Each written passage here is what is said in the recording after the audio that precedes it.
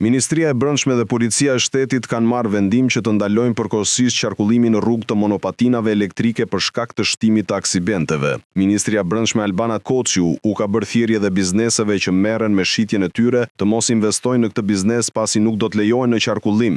Ishim në një takim me drejtorin e përgjithshëm të Policisë Shtetit për të adresuar një shqetësim në rritje të qytetarëve sa i përket përdorimit të monopatinave elektrike. Kemi marrë një sër ankesash dhe raportimesh nga qytetarët rreth rrezikshmërisë që këto mjete përfaqësojnë, sidomos për të miturit apo të moshuarit që lëvizin në rrugë, por dhe vetë përdoruesit e tyre. Të dhënat e Policisë së Shtetit mbështesin këtë problematik në rritje. Sot i kam kërkuar Policisë së Shtetit që përkohësisht të mos lejojnë qarkullimin e monopatinave elektrike në rrugë. Gjithashtu dua të informoj të gjithë ata që e shohin monopatinën elektrike si një mënyrë biznesi për dhënien me qira ditore, duhet ta kenë të qartë që të mos investojnë në këtë aktivitet. Lejimi gjithmonë pas përfundimit të këtij procesi do të jetë i vlefshëm vetëm për përdorim vetjak të këtyre mjeteve. Ne do të hartojmë rregulla të qarta dhe të zbatueshme nga të gjithë. Do të qartësojmë një herë për gjithmonë se cilat janë korsit, rrugët apo hapësirat ku monopatinat elektrike mund të përdoren dhe ku jo. Si dhe kritere për moshën e përdorimit, masat mbrojtëse si kaska, ndriçimi apo shpejtësia e lejuar.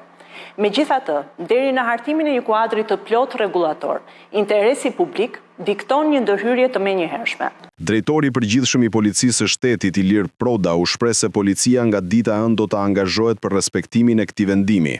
Ne kemi bërë një analizë të hollësishme në lidhje me këtë fenomen dhe kemi arritur në përfundimin që përdorimi i këtyre mjeteve po shkakton një rrezik imediat për sigurinë publike. Mjafton të përmendim faktin që vetëm gjatë vitit 2024 janë 991 raste të raportuara nga urgjencat për aksidentet me këto mjete.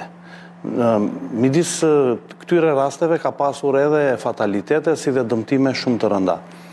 Për të adresuar këtë problem dhe këtë rrezik që i vjen rendit dhe sigurisë publike dhe përdoruesve të rrugës nga përdorimi i këtyre mjeteve, ne kemi përcaktuar dhe një procedurë standarde bazuar në ligjin e Policisë së Shtetit për të adresuar këtë problem, duke ndëshkuar drejtuesit e këtyre mjeteve dhe përdorimin e këtyre mjeteve në rrugë urbane, duke përfshirë dhe trotuarët dhe duke arritur deri në bllokim administrativ të këtyre mjeteve.